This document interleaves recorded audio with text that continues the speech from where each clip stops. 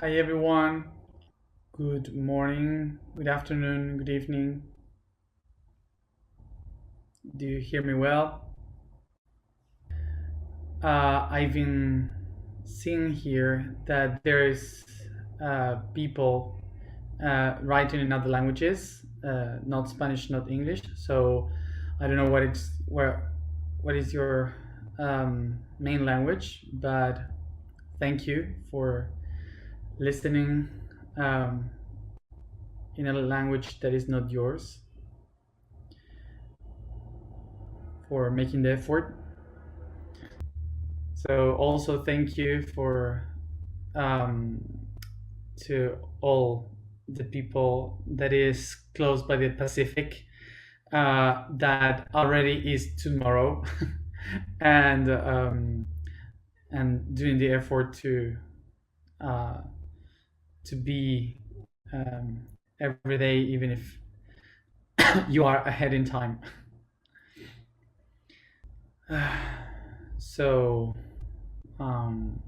today we have wedding, so I'm again in a different place.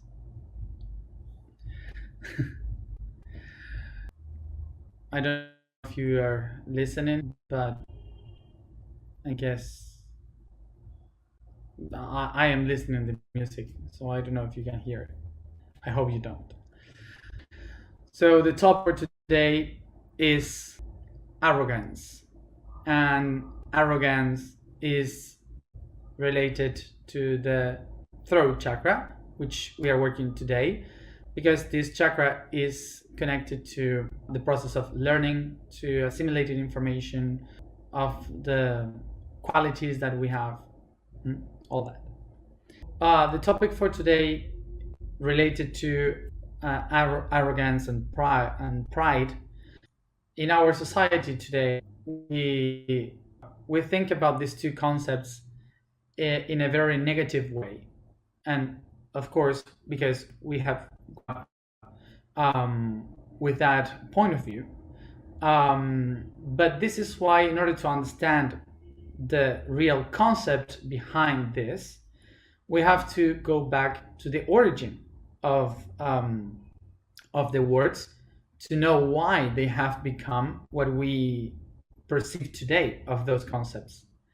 This is why we are looking in this week in these topics that we usually think totally the opposite,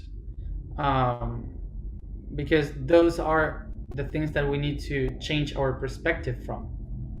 The reason why we use these concepts in a negative way is because we inherit information from the society, from the culture, and we live in a society that everything that we do was designed by the monotheistic cultures that were all around the planet, by the globalization, by the colonialism. So these main cultures, they were spreading around the world, and we all have this basis of these traditions and these cultures that shaped our way of thinking.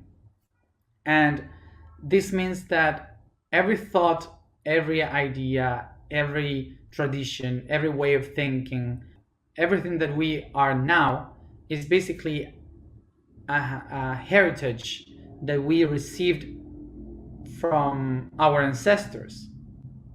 And this means that we, the society, live by the unconscious, because unconscious, remember, is to be pushed by others to do something that the rest does.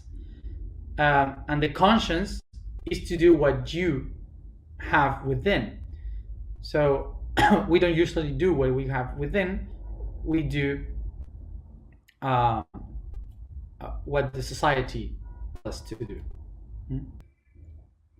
So this means that in our life, we don't do, or we are not what we are supposed to be by ourselves, but we do, we act, we are what the society taught us to do and to perceive. So we don't have our own way of understanding the good and the bad, because we inherit that from society that told us what is good and what is bad. So it's important to understand that when we start the path to consciousness, we can never think that a society is conscious. In order to become conscious, you have to go back to this. And the reason why is this is because society is a conjunction of individuals.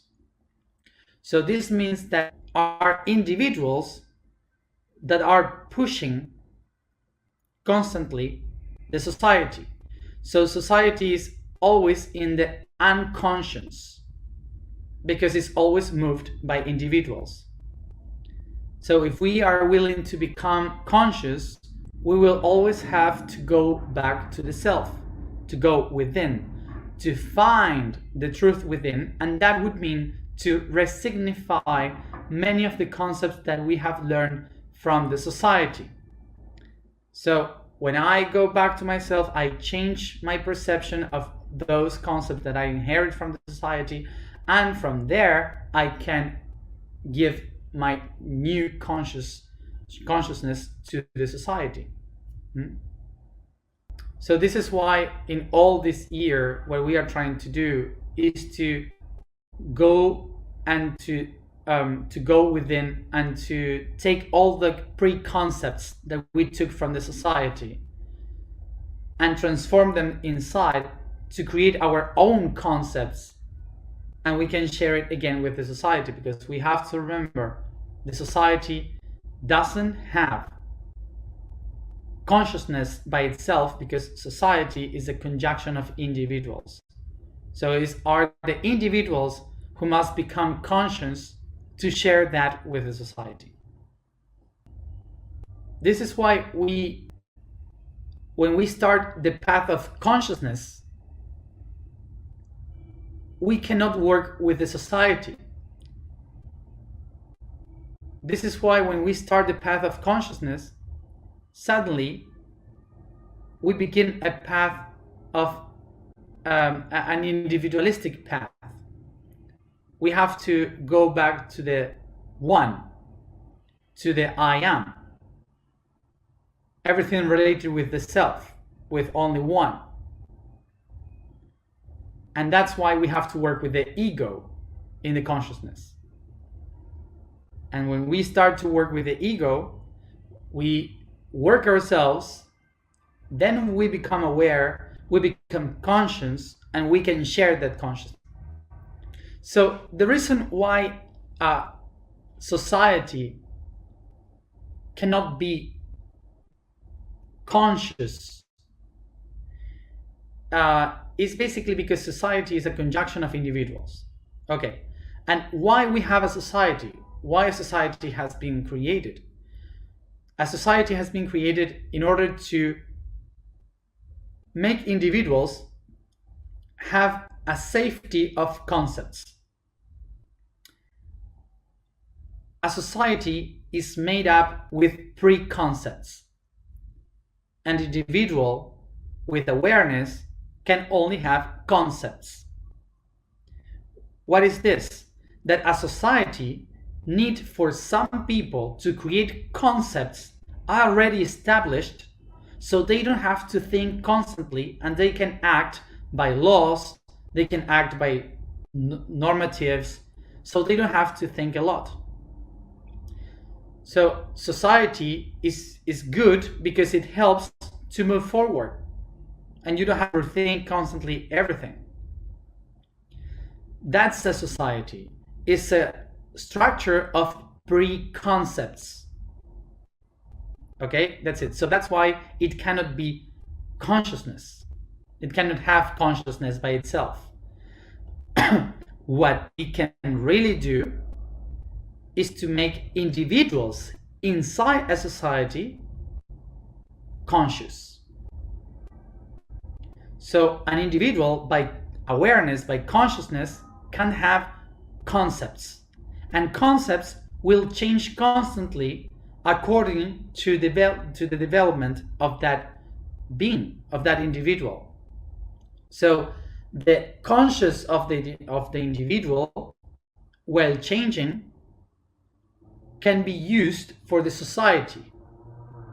Okay, so an aware being can help society by being aware. Okay, but this is why we have this cliche saying, if you want to change the world, you have to start by yourself. It's very cliche when you say that, but it's the only way. It's the only way, because society cannot change its consciousness. It's impossible, because society is made up with preconcepts. This is why what we are doing and what we have to do is to rethink and take the preconcepts of the society, to transform them, to make them new concepts. And when we take those concepts, we can put them again in the society, and the society will make of them a new preconcept. But as many conscious individuals has a society, those preconcepts will change constantly. They will not stop, so they will change constantly, adapting, and that's a evolving society. So acknowledging this,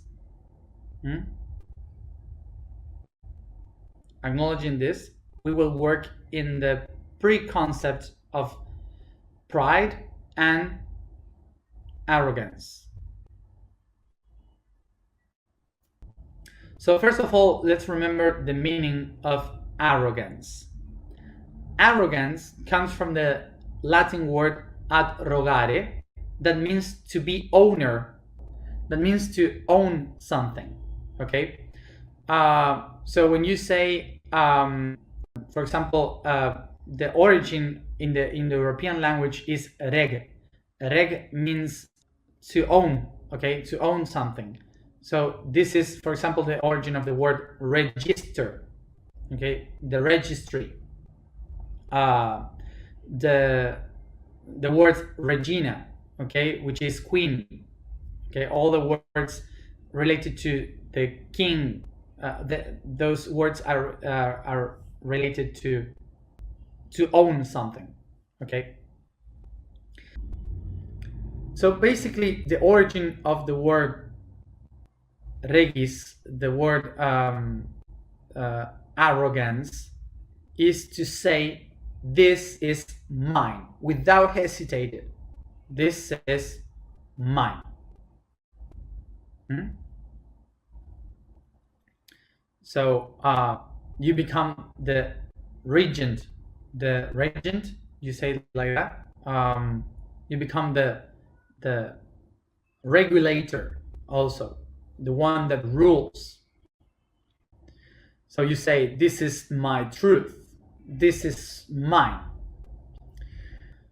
So when the arrogance becomes something bad, when you saying, this is my truth, then you say, if this is my truth, so all the rest are lie. So all of them are faking. That's not real. This is the only truth, and it's mine. Now take this image. Remember that we have spoken about the circle and the dot in the previous videos.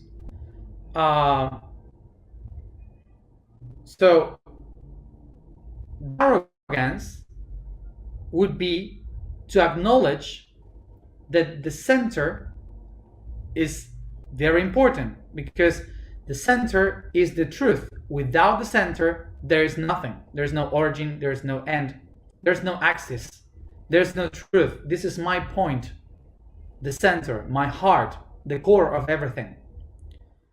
That's arrogance, because you say, this is my position. If I am not in this position, there's nothing around. And this circle is many other dots around, a lot of them. So without this circle, how can the point in the center know that it is the center? Without circle, there's no center. The dot would never know where is the center. You know what I mean? So this would mean that without the center, the circle cannot know where is the center. And without the circle, the center cannot know where is the core. Okay? So here's where we understand the importance of arrogance. Arrogance is, this is my point. This is where I belong. This is my point of reference. Without a point of reference, you don't know where you are. Arrogance will help me to know where I am, but also arrogance will help me, will be useful if I recognize the arrogance of the others. The arrogance of the others would be where they belong. What is their position in everything? Okay, what is their own position in the whole? So when I accept the position of the other ones, I recognize where each one of us belong. But if I don't recognize the position of the others, and I only recognize mine as truth, so I erase the others' positions, I lost my position too, because now I don't know where is my center. Let's go to this old sentence that lots of people are using from the Middle Ages. This sentence that you may heard, to put yourself in the place of others, or to put yourself in the shoes of others, you may say too, or to put my life at service of others. Okay, this sentence, what they made us is to lose our own place and to invade the place of others, to make others to lose their power and you lose your power too. What we should really do is to set ourselves in our own position, because when I occupy my own position, my personal position, you allow the other one to put in their own position. So you empower the other to occupy the place where they belong. In history, we have been taught that that is precisely against what we are supposed to do.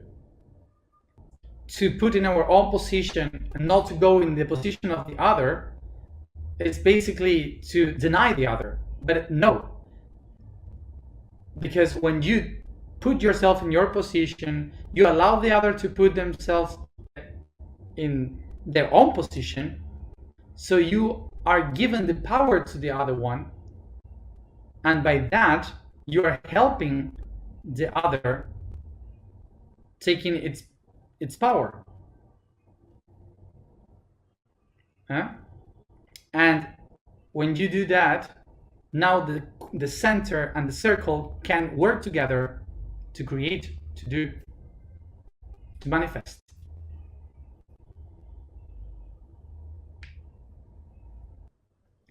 We have been taught that to go in the position of the other, we we call that, or that is compassion or empathy, but it's not that.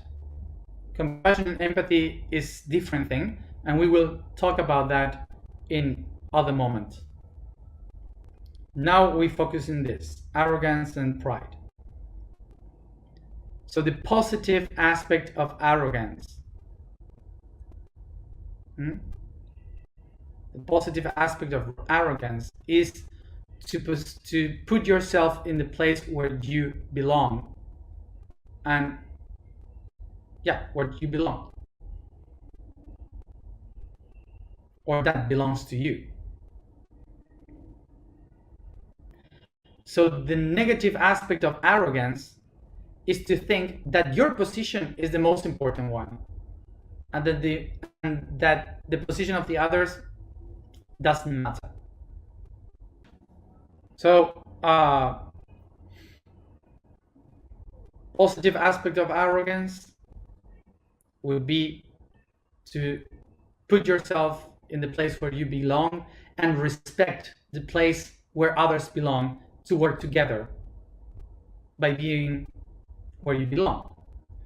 The negative aspect of the arrogance will be to believe that your position is the most important and that the rest doesn't matter, and if you can erase it, better. That would be the wrong way. So important thing, we are not here talking about antonyms, like the opposite meaning of the word, okay? To say if arrogance is bad, so the antonym would be humility. Okay, so we are not talking about that specifically. We are talking to resignify the preconcept that we have of arrogance. Only arrogance, not about antonyms. The reason why I'm not talking about antonyms, because why? Because we are in this society, in this new time, trying to go, a lot of people are saying we want to go out of the duality.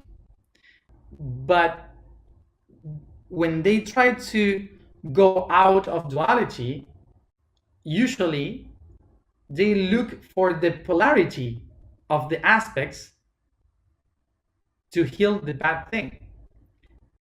And that's duality. So you are not gonna heal your arrogance with humility. No, you're never gonna heal arrogance with humility. Never. The only way you can really heal arrogance is by resignifying the concept of arrogance. Okay? So humility, I will talk about humility in another moment because it's related with another thing. So now the concept of pride. Pride comes from the idea of be capable of something. Be capable of something. Be good on something. So to be proud is to basically acknowledge that you are original and that you have the possibility to do something different from others, that you are unique. And now we go to the religion to understand why pride is so bad for our cultures. Because for religion works exactly like the communism. Even if communism hates religion and don't want anything about religion, communism and religion basically are the same in system. Because for religion, we are all equals. We are all equals under the eyes of God. So I don't know if you remember the history, but the one that wanted to be different and told to God, I want to be different and to do something different, was Lucifer. Lucifer was the one saying, I don't want to do this. I want to do something different. I want to be original. So this is why religion says that everyone that wants to be different or everyone that wants to be unique is bad, because it comes from the devil. The devil wanted to be unique. So it's bad. Okay?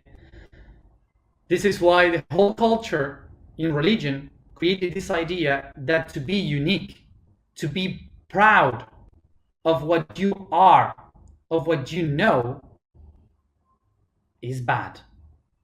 But now we go a little bit farther in time, because the devil, Lucifer, was not the origin of all this. It was from our life as mammals. Why? Because we as mammals, we are afraid of change, because we look to live comfortable. We look to feel safe. So change is dangerous for mammals. We don't want to change. We want to be under control. So this is why, as mammals, we created the idea of something diabolic that pushes towards change. So we created the idea of evil as change. Okay? So it's not that the Lucifer and the religion made us this concept. No, the concept is very natural, and we create the religion to explain that nature. So this is why when we talk about changes, for many of the cultures, not only the religious culture, every culture, they would say, oh, this is something evil. Okay? That someone says, I have something to change. I recognize the power that I have within to do something different. Everyone would see, oh, that's the devil. That's the devil. To be proud of something that is different. So basically, pride, to be proud, pride is to say, yes, I am different, I'm unique, and I honor be this. I honor be unique. I want to be unique. I have these capacities, these abilities that are different from other ones. And that's good. So what is the negative aspect of pride? When you think that what you have is better than the rest, and that you say the rest is just nothing compared to what I have.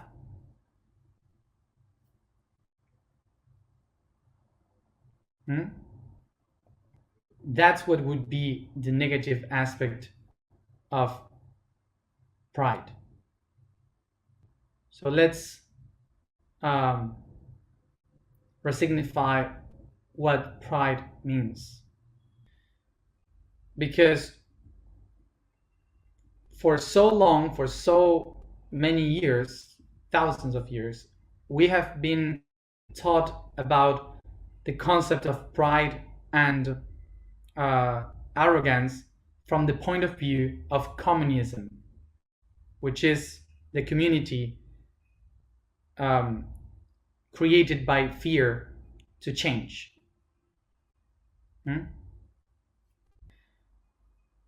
And the problem that we have today is that we went to the other extreme of this, which is the capitalism and the success. that says that the only way you can reach success is by pride and arrogance. So the middle point is the one that we have to look for in the consciousness. And that middle point basically is that arrogance is to position the self where it belongs, and pride is to honor what we have and what we are. So let's go to the alignment. The vibration for today is V. The code for today is the 7th dimension. Being a master and becoming a creator makes us unconditional loving beings that exist in co-creation.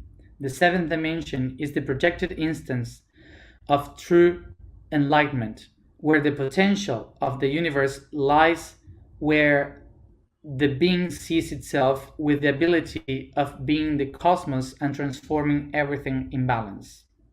The statement for today is, I am transmutation of realities.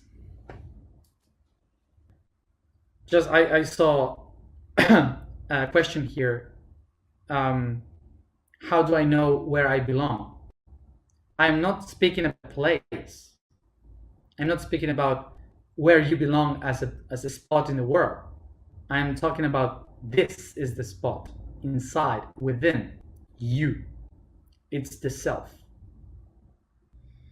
Sit comfortable. We begin to move our shoulders in circles.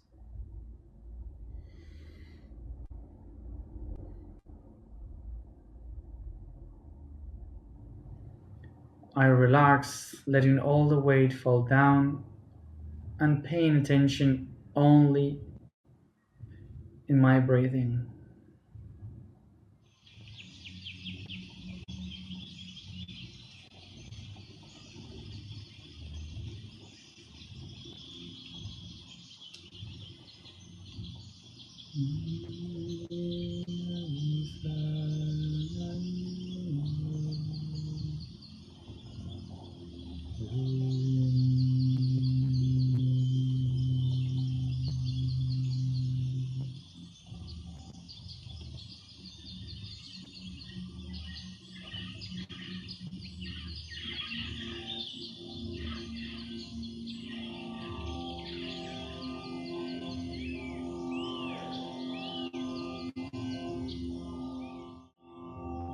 I become aware of the light around me, how it touches my body and goes inside my body.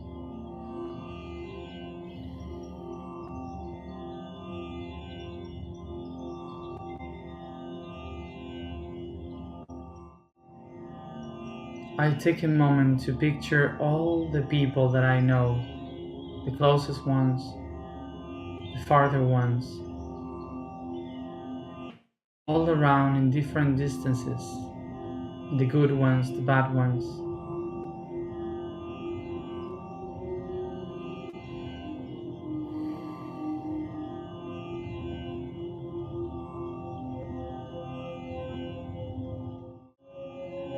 And I perceive all of them surrounded by this light that comes from me. All of them equally illuminated.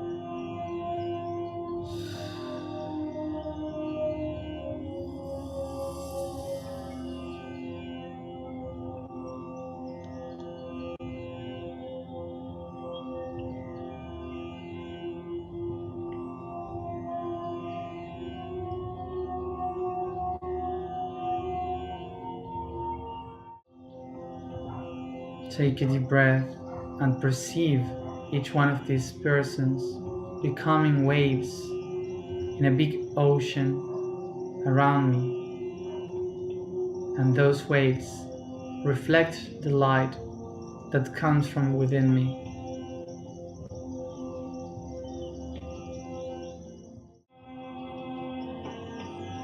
I recognize that I am in the center of all of them. This is my place.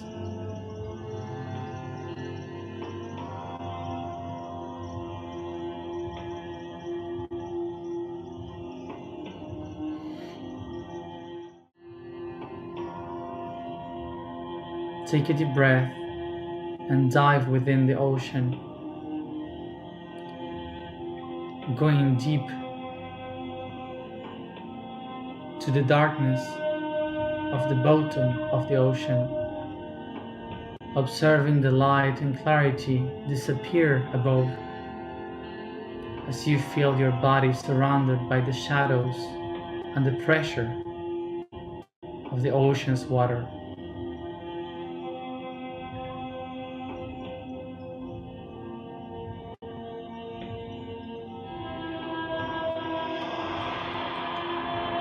I descend to the subconscious.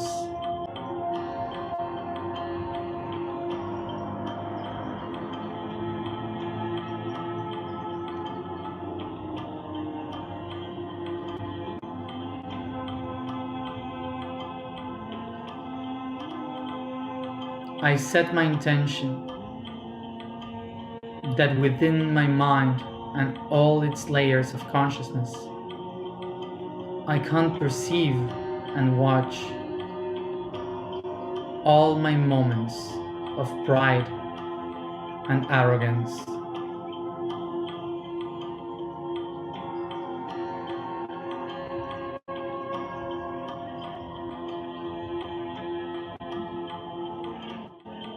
I set the intention. I desire to find my place and to honor my special and unique skills.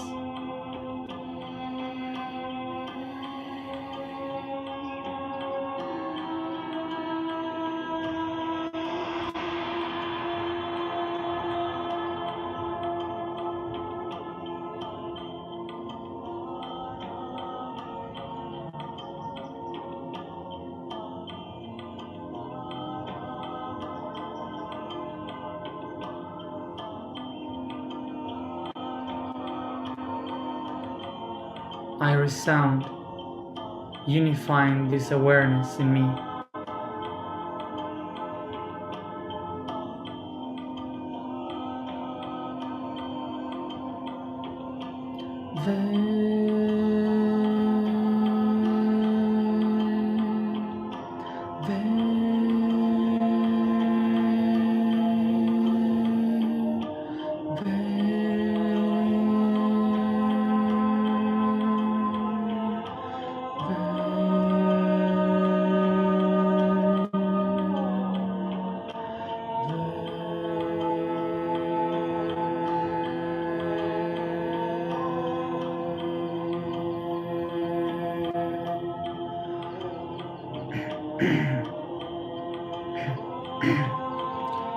I am the transmutation of realities. I am the transmutation of realities. I am the transmutation of realities.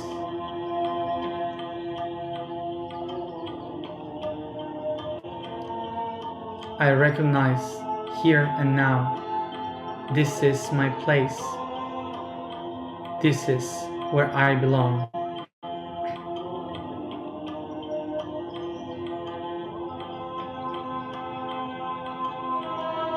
This is what I am, and I honor the originality, the uniqueness of what I am.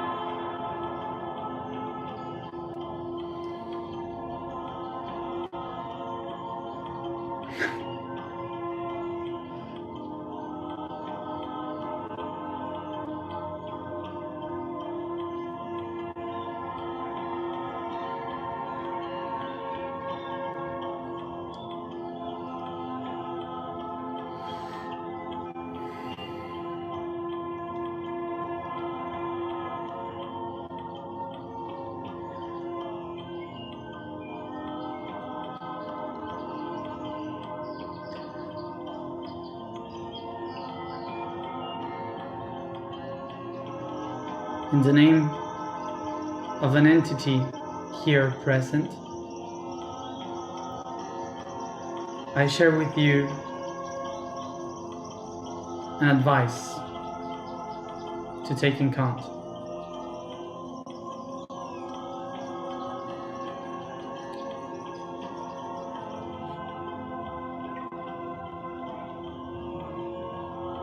He says that throughout all our history, there are some entities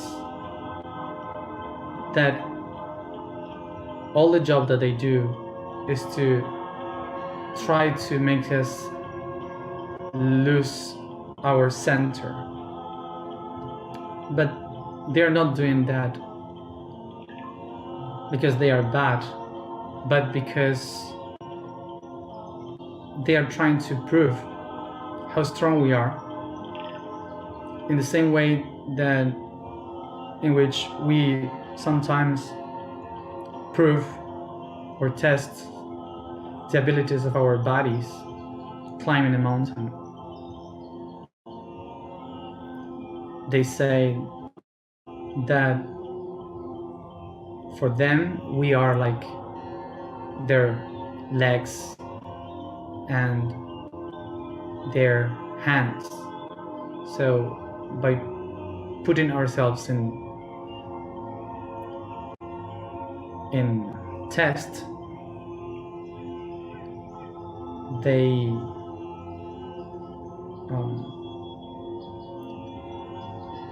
create these conflicts and problems so they could know if we can adapt.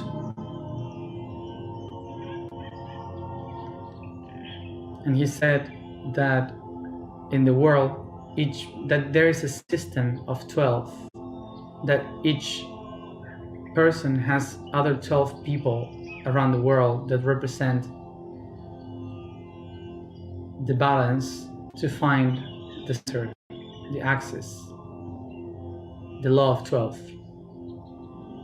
The law of 12 says that if you can find the concepts of these 12 people,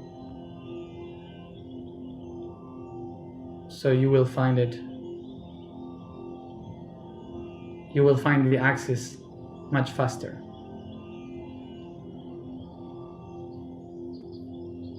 He says that in between 6 to 9 months, there will be a moment where many of us would be put on an exam, a test,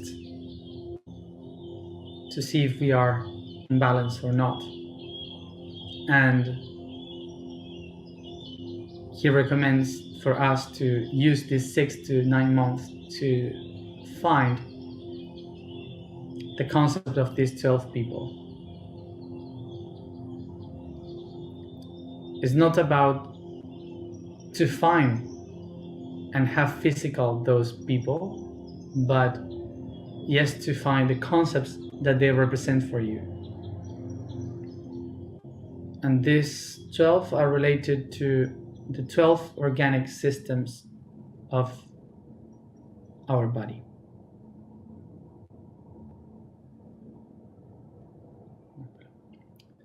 Get fun, he says. Take a deep breath. and begin to bring all this consciousness through each part of the body, caressing, stretching. And softly I come back here and now opening my eyes. Okay.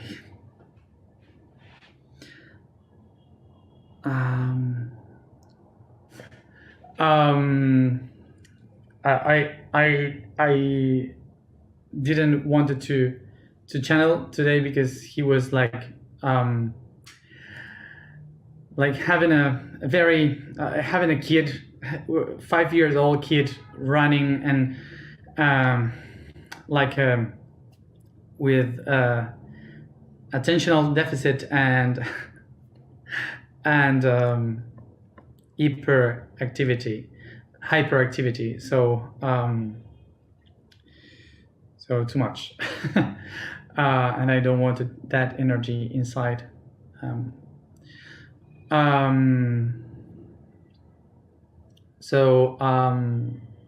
To make it more clear, I will write it down. I will make a post with this in Instagram and Facebook. Okay, so remember that Instagram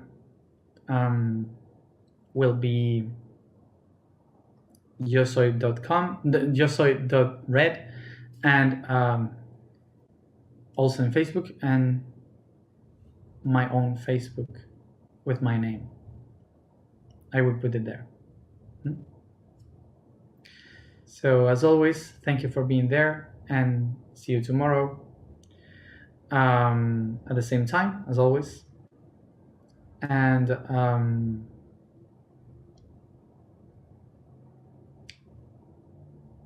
and pay attention to your dreams regarding to arrogance and pride. See you tomorrow.